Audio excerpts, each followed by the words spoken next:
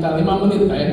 Minta 5 menit dulu nih. Ini kayaknya urgent karena 2 hari ini saya mendapatkan refleksi ini, saya terkaget-kaget ya. Saya harus bicara katakan sebentar ya. Kita seringkali mungkin selalu kalau kita ke gereja, kemana, pasti yang kita expect satu apa? Doa apa? Berkat ya.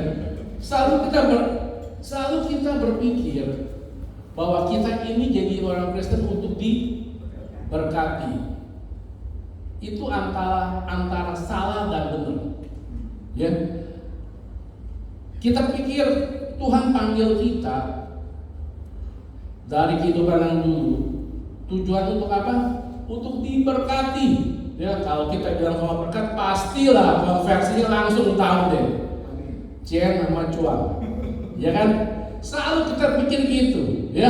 Bahkan jadi sangat standar. Aduh, saya juga kadang nggak enak di gereja. Kalau orang kayak bilang, wah hidup diberkati, masa nggak kayak diberkati? Yes.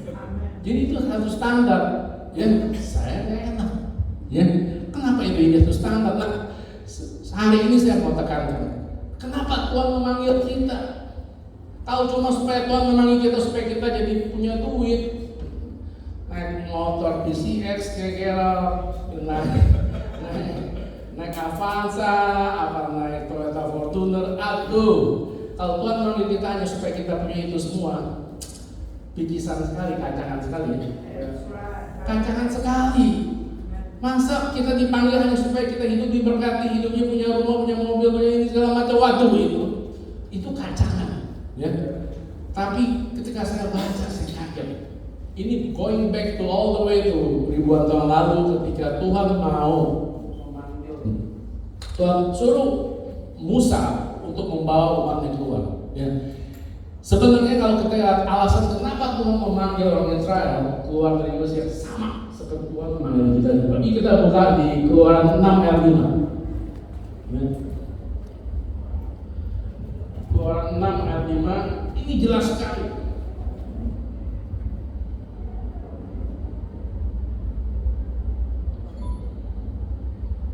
Ini saya mulai, saya akan ranking 3 hal kenapa Tuhan memanggil kita.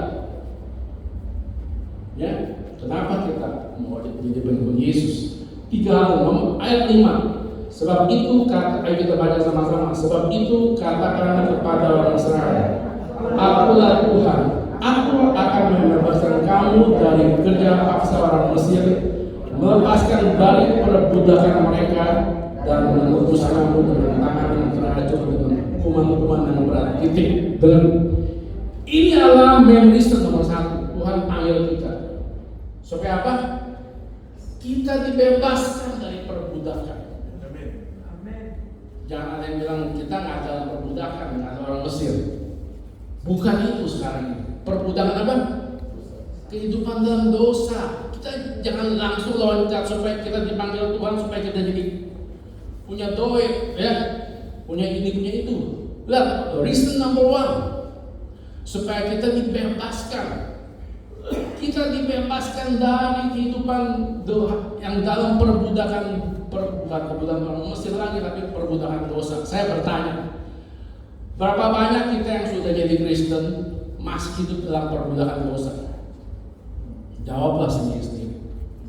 Ya, jangan kita loncat langsung supaya hidup diberkati. Makanya saya seringkali saya dengar banyak orang komplain, aduh begini terus nih bertahun-tahun hidup masih Senin Kemis. Bicaranya soal apa? Materi. Ya, cuma nomor 1-nya supaya kita keluar dari kehidupan yang dari perbudakan dan dosa, itu banyak orang belum melakukan itu. Nah, kita pikir Tuhan manggil kita keluar supaya kita hidup kaya raya, supaya nanti kolektornya tambah besar, persepuluhan tambah besar. Bukan, itu mah itu pendeta suka begitu. Ya. Pendeta maunya gitu, tapi Tuhan bukan. Nama Tuhan diketawain bawa duit berkarung-karung berapa M, ya itu Pak Renaldi. Ya, kalau kita lihat penampilan kita tahu orangnya ganteng, jadi kita tahu backgroundnya apa. Ya, background ini kayak sebelahnya Pak Antoni, si Ya, ini Pak, ada yang nama artis nih. Ini orang mana tuh? Dia artis namanya. Namanya kayak artis kan? Ya, ini Pak Renaldi sebelumnya adalah seorang bintang sinetron dan film lebar juga, Pak ya. Oke, silakan Pak. Boleh di sini. Haleluya, haleluya. Pesanan itu benar. Dan Tuhan mau itu kita semakin mematikan daging. Kalau kita mematikan daging, alirannya jadi daging. Tidak ada Roh Kudus, tidak ada roh pewahyuan, roh pengertian, roh hikmat, roh perkasa, roh counsel, roh takut akan Tuhan. 7 roh harus menyatakan di dalam hidup orang-orang yang dipanggil, orang-orang yang dipilih, orang-orang yang tuntun umatnya Tuhan kepada hidup kekudusan. Ini yang hilang di dalam tubuh Kristus. Haleluya. Roh Kudus, Engkau bersama kami. Roh Kudus, Engkau ada di sini bersama kami. The yoke shall be destroyed because the anointing oil, sweet anointing ada di sini. Sweet anointing yang membakar hati kami. Fire anointing, oil, urapan yang berkuasa bersama kami, orang-orang yang percaya kepada Tuhan. Itu dia turun. Saya tidak bawa agama atau aliran daging, tapi tubuh saya disalibkan, sakit tapi bisa, supaya saya hidup glory to glory, hari ke hari. Semakin Yesus menyatakan dirinya dalam hidupku, orang-orang akan melihat Yesus di dalam hidupku. Bukan aku lagi, aku sudah mati karena dosa, tapi Yesus hidup di dalamku. Roh Kristus harus ada di dalam kami. Haleluya. Tuhan sudah mulai jamah hati kalian. Orang-orang yang keras hati, keras kepala tidak akan mengerti. Tapi saat orang datang kepada Tuhan Yesus mengaku dosa, coba bereskan hati kalian dulu. Bereskan hati. Ayo, jangan sampai Tuhan Yesus bilang, kalian datang hanya memuji dan menyembahkan aku dengan bibir, tapi hati kalian jauh dari aku. Haleluya. Haleluya. Haleluya. Haleluya. Haleluya. Haleluya. Haleluya. Haleluya. Tuhan ada di sini. Tuhan hadir di sini. Urapan minyak dari surga turun.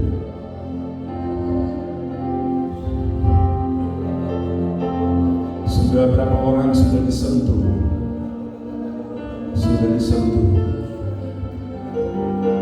Seringkali kalau kita tidak punya hubungan sama Tuhan, kita jadi jauh. Saat kita menyembah,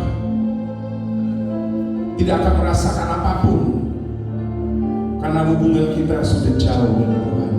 Mari hari ini, pagi hari ini mulai punya hubungan dengan Roh Kudus. Ini bukan agama. Tuhan Yesus itu nyata.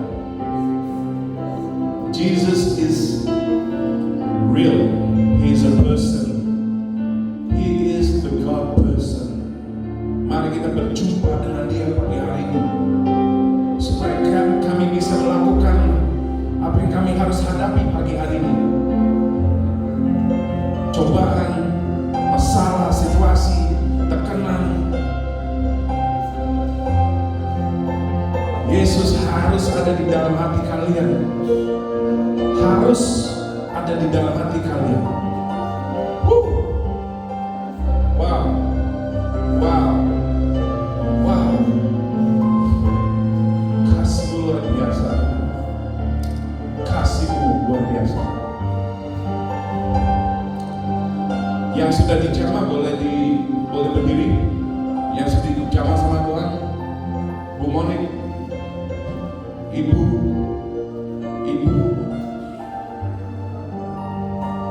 boleh bangkit berdiri. Haleluya, haleluya, haleluya. Lebih peka lagi, berseru, hauskan apa kepada Tuhan. Semakin meningkat, semakin mengerti firman, semakin mengenal hadirat Tuhan. Terima aja, terima.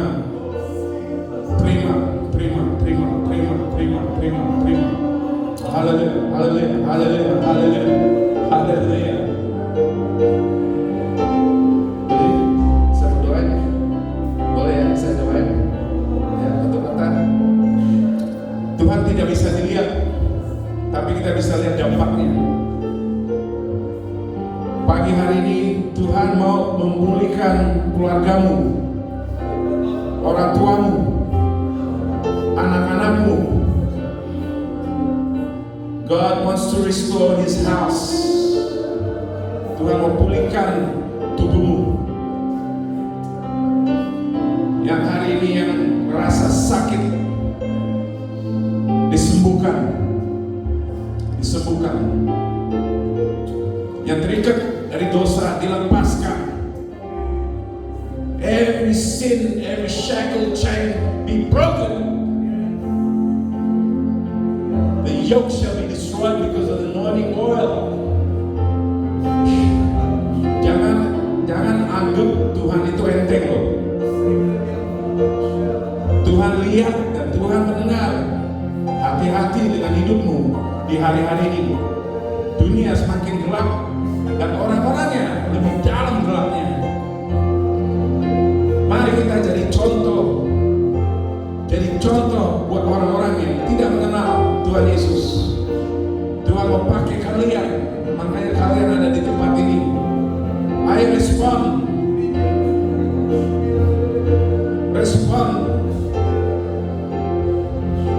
Buka hatimu, biar hatimu ada di tempat ini, bukan tempat lain.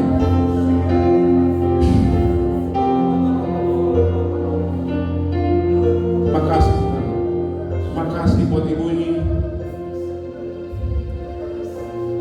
The anointing follow you, the anointing di atasmu, the anointing membebaskan, menghancurkan kuk yang terikat. Itu dia.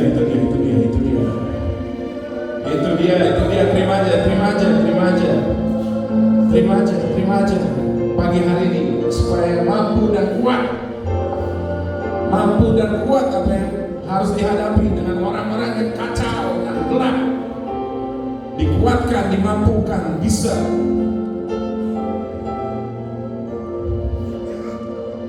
Peace, spirit of joy, spirit of love, spirit of patience be upon you, rest upon you, dwelling in you, deep inside your heart. Hallelujah, hallelujah, hallelujah, hallelujah. Bu Gembala, Bu Monik, terima aja.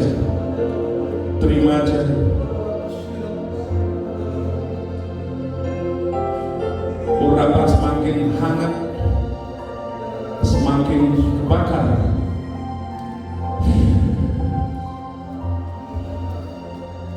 Fire anointing be upon her as a pastor. Equip her, Lord. The seven spirit manifest in her life. Tuhan lihat hatimu, Tuhan tahu hidupmu, Tuhan lihat situasimu, Tuhan dengar ucapanmu, hari ke hari Tuhan dengar. Kalau perlu bereskan hatimu, ampuni, mulai ampuni. Kita tidak bisa bawa hati yang tidak bisa mengampuni. Bukan tidak bisa mengampuni, tidak mau mengampuni. Bereskan hatimu saat ini. Ayo mulai.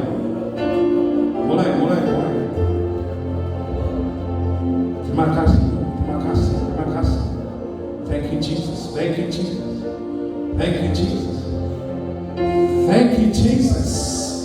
Thank you Jesus. Fire in Jesus' name. Fire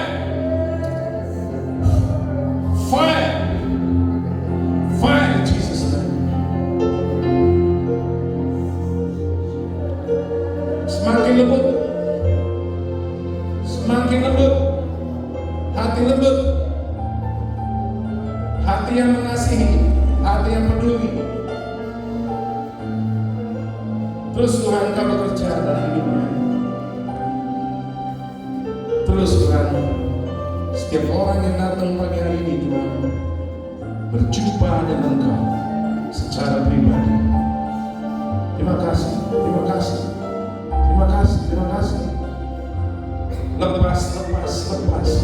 Lepas. Haleluya.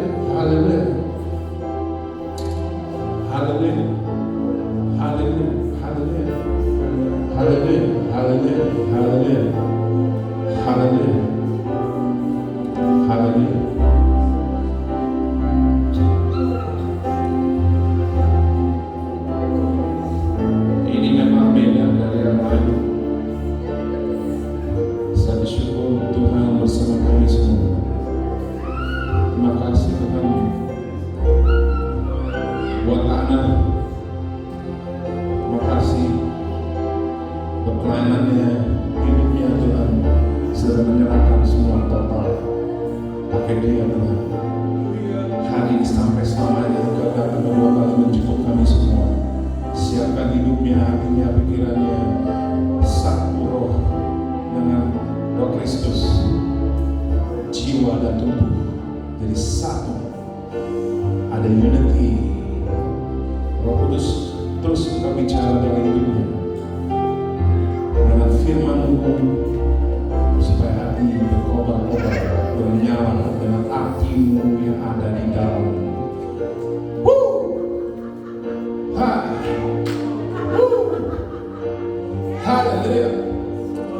Haleluya.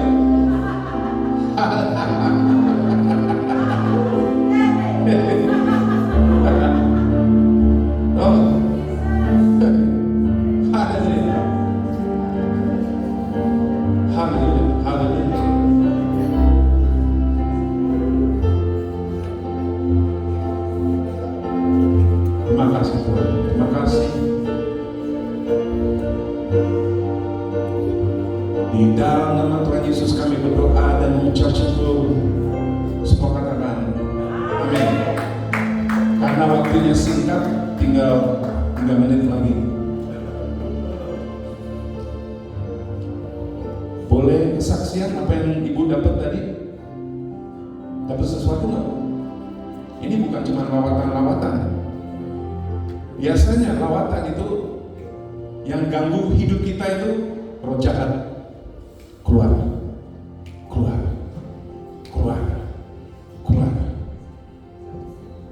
Kalau kita dipimpin oleh daging, yang bisa pengaruhi daging itu siapa? Roh jahat. Makanya saya tidak mau aliran daging, harus disalibkan. Salibkan supaya apa yang Tuhan mau itu digerakkan. Itu sama di dalam hidup kalian. Kalau kalian kasih makan daging, hidup kalian seperti apa? Lama-lama hancur.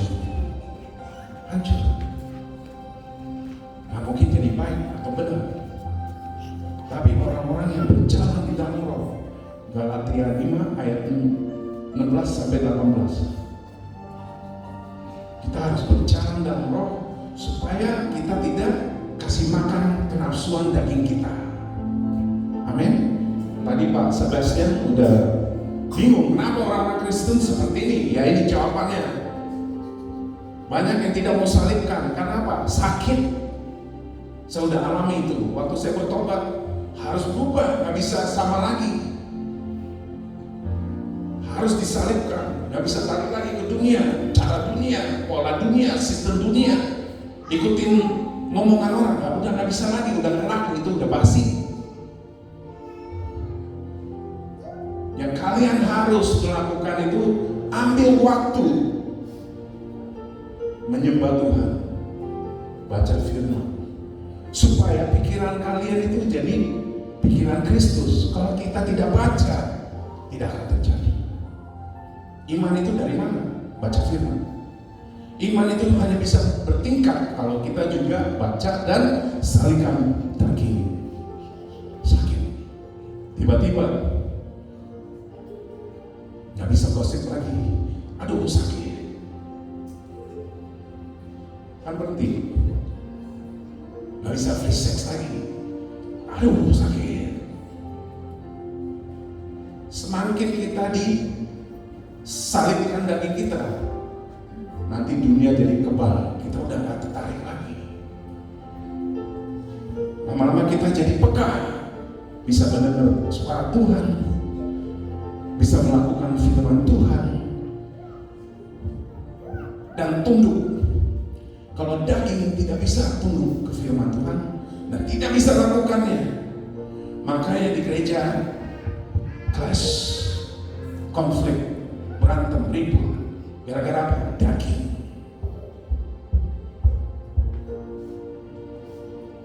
Seringkali saya diundang ya, maaf ya Pak Renaldi, kita tidak bisa kasih PK. Kok PK sih yang di ini? Karena mereka nggak tahu saya. Saya pelanggan nggak terima uang, karena saya dulu punya uang. Tapi karena udah salibkan daging, bukan itu nomor satu.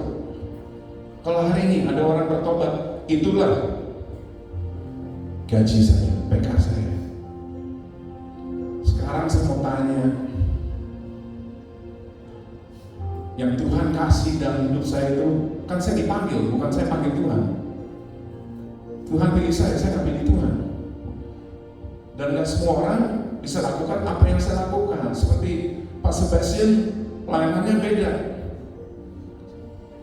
Saya nggak bisa lakukan apa yang Pak Sebastian lakukan, dan dia juga nggak bisa lakukan apa yang saya lakukan. Makanya di situ tubuh Kristus bisa jadi satu, bukan ribut berantem, jadi kompetisi. Aku di sini bukan seperti itu. Capek. Saya kan dulu tinggal di dunia, capek, mentok. Gak ada isi hati, pikiran kosong. Sekarang ada damai sejahtera, kasih Tuhan, pengampunan, belas kasih. Itu buat saya udah harta. Jesus is my wealth. Bukan dunia. Dunia gak bisa dibawa kalau mati. Tapi kalau kalian bertobat hari ini, kita bisa ketemu lagi di surga. Itu selama-lamanya kekal.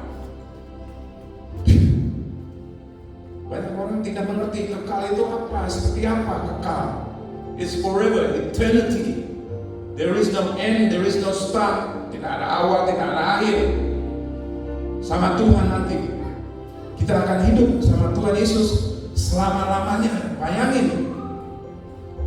Apa yang kalian lagi lewatin ada artinya dengan hidup kekal. Ada artinya. Makanya saya tidak terikat dengan dunia ini. Apapun. Gak naik mobil juga apa-apa, ada sepeda. Halo? Ada beca. Kaki masih berfungsi, bisa jalan kaki.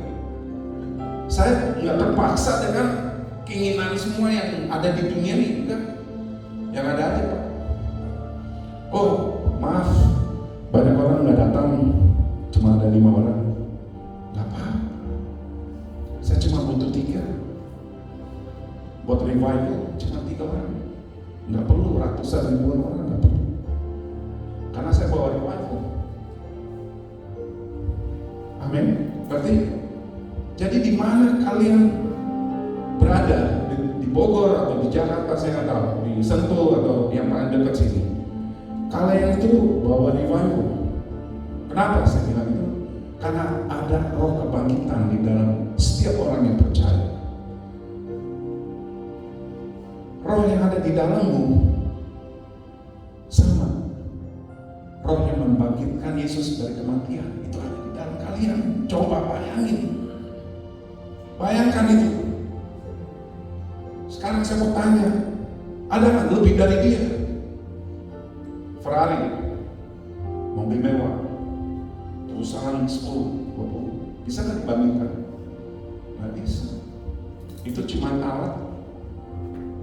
Seperti Pak Sebastian bilang, itu cuma buat memberkati orang lain. Tapi kita mau nggak berubah hidup kita? Ada yang bisa baca Matius 3 ayat 10? Matius, Filipi 3 ayat 10. Oke? Dan ku ingin mengenalmu Tuhan lebih dalam dari semua yang ku kenal. Tiada kasih yang melebihimu, kuada untuk mencari penyembahmu. Boleh baca? Filipi 3 ayat 10.